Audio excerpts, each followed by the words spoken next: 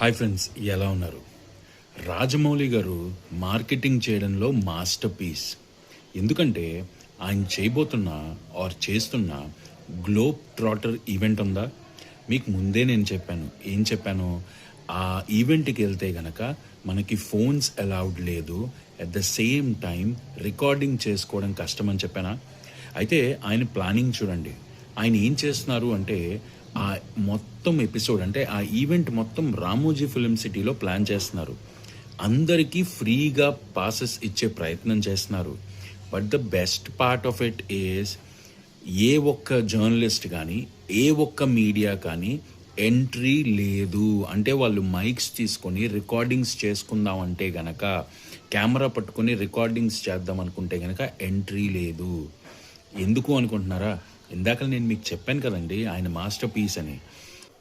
కెమెరాలు లేవు, రికార్డింగ్ లేకపోతే ఎలా చూస్తారు అనుకుంటున్నారా? వెల్, దానికోసమే కదా మన రాజమౌళి గారు ఎంతో బాగా ఆలోచించి జియో హాట్స్టార్ వాళ్ళకి 150 crores ఆ ఈవెంట్ని అమ్మేశారు. Business strategy. So Jio Hotstar వాళ్ళు 150 crores ఆ ఈవెంట్ తీసుకున్నారు from SS Rajamouli. Jio Hotstar ఎందుకు వచ్చింది మధ్యలో అనుకుంటున్నారా? కామెంట్ చేయండి చూద్దాం. ఎవ్వరూ కరెక్ట్గా చెప్పకపోతే ఆన్సర్ నేను చెప్తా. సో November 15th హ్యాపీగా అందరం జియో హాట్స్టార్లో కూర్చొని లైవ్లో చూసేద్దాం. చిరిగిపోద్ది. Thank you.